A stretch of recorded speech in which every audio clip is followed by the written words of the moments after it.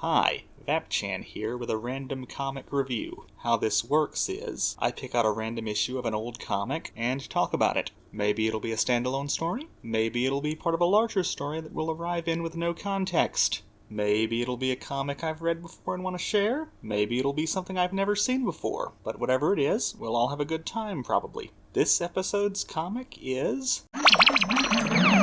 Josie number 24.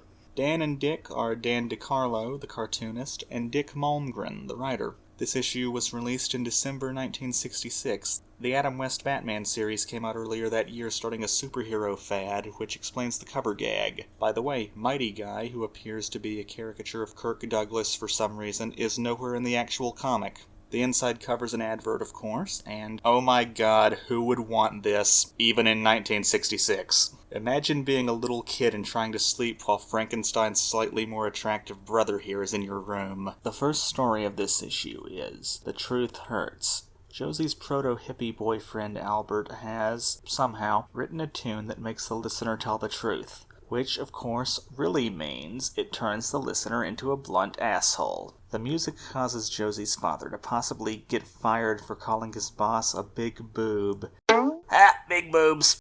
And Albert is kicked out of the house. On the street, his tune makes a little James Thurber-esque wimp assault his fat-ass wife with a bag of groceries. And Albert goes mad with power. He records his tune and plays it over a loudspeaker in the town. Hey look, it's that advertisement for pranks and novelties that's in all these comics. The Secret Fun Spot guy did a book showing photos of all the actual items years ago. I don't know if it's still in print, but it's worth tracking down. Back in the actual comic, everyone in town's an asshole now, even the dogs. And Albert the sociopath is laughing his balls off. The guy who's about to get shot at point-blank range is, I believe, supposed to be Dan DeCarlo himself, by the way. But soon the music takes its effect on him. The townspeople chase after Albert. I'd play the Benny Hill music here, but it'd probably get copyright claimed. And Albert runs back to Josie's house, where she helps him end his life via strangulation. Nah, not really, but I wish you could have seen the look on your face when I said that. Check out Josie's butt there, by the way. This was probably either a scam. Remember those 10 tapes or CDs for a penny non-deals from the 90s? Or the records were sound-alikes. How many of the songs on that list have you listened to? 16 out of 60 for me. The second story of the issue is Lead With Your Chin. Albert, who, as you'll remember, is Josie's proto-hippie boyfriend, is trying to grow a beard. But he sucks at... crap, what's another word for the act of growing a beard? So he buys a fake beard from a blatantly gay guy. But when he goes over to show his new fake beard to Josie, she roasts his ass. I really like how Dan draws that musculature line on Josie's stomach, by the way. It makes her look really lithe. But lither still are Pepper and Melody, who weren't in the first story of this issue. For some reason, Pepper's the athletic nerd, and Melody's the sexy ditz. Albert's beard gets hooked onto Melody's earring, and Pepper makes a joke about it while groping her own tits. He takes his beard back, and is then sexually harassed by the local rich girl, Alexandra Cabot. Those of you who have seen the cartoon Josie and the Pussycats, which was based on this, are no doubt wondering, where the hell is her skunk stripe? I'll explain in a later video.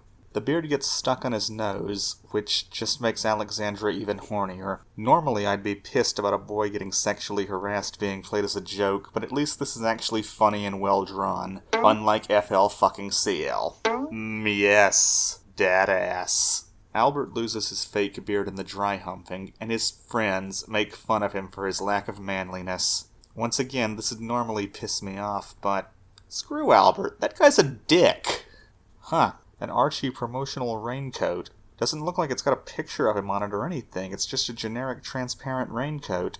I don't get it. The third and final story, although it's presented in 2 parts, is Country Confusion. Josie and Albert are riding a Vespa down a country road when they come upon a detour sign. Albert's wearing a top hat for some reason, and look, it's that little dog from earlier in the issue. But the detour sign was actually part of a trap devised by the Cabot twins in an attempt to get laid. Josie and Albert have a run-in with an unseen electric tire destroyer, and while Albert works on replacing the tire, Josie goes into a nearby general store for a soda. The owner of the store, actually Alexander Cabot in disguise, is setting up a photo booth and asks Josie to test it out for him. But when Alexander pulls a lever, the photo booth drives off on a rail. Meanwhile, Alexandra uses Josie's kidnapping as an opportunity to try to seduce Albert again. Albert sees the photo booth driving off in the distance, but when he tells Alexandra, she fucking gaslights him about it. And I'm not talking about how SJWs will say you're gaslighting them for disagreeing with them. I mean, this chick literally makes Albert question his sanity. Normally I'd be pissed off, but as I said earlier, screw you, Albert. Meanwhile, in the adverts, a guitar course and a bank shaped like a haunted house. I wonder how many of the songs included in the guitar course book are ones the normies have banned now for originally being minstrel show songs. And here's the text-only page they'd put into old comics so they could get the periodical shipping rate, which was cheaper than the comic shipping rate. Later on they'd start putting in letters pages, but when this comic came out, the text-only page was usually either an execrable short story or some kind of lifestyle thing like this. And speaking of execrable, here's an unfunny Dennis the Menace knockoff about a boy magician. Josie's normal filler strip, Lil Jinx, was also pretty unfunny, but at least Lil Jinx was sorta hot being a lolly and all. More ads? Really? Some kind of Wiglet set, and a bodybuilding course. Neither of which really makes sense to advertise in a comic that was presumably originally aimed at 10-year-old girls. Yes, finally back to the good stuff. So the photo booth has delivered Josie to Alexandra's house, and Alexandra is still hornily gaslighting Albert, causing him to crash the Vespa. What a well-drawn panel. The Vespa hits the photo booth's power unit, and the photo booth goes out of control, with Alex trapped inside. It crashes into the general store, and shoots out a bunch of photos of Alex's screaming face as the story ends. Holy crap, more ads. Some kind of coin-collecting scam, an ad for pamphlets about dieting and sex. Once again, why is this in a comic presumably aimed at 10-year-olds? An ad for a correspondence school, ditto, and on the back page, an ad for a device that allows you to trace anything. Well, overall, a pretty good comic. Really well drawn, as Dan DeCarlo's work typically is, and all three stories are strong. Something I think a lot of people forget about Josie and the other Archie comics is, the characters can be huge assholes sometimes. Not so much that the comics become unpleasant to read, but enough to make them realistic, and I think that this issue is a good display of that aspect. The only real flaw I can think of with this issue is, Pepper and Melody are only in one of the stories. This might make it not the best first issue for someone who's never read Josie before. But then again, this is a random comic review. Well, I guess that's our show. See you all next video.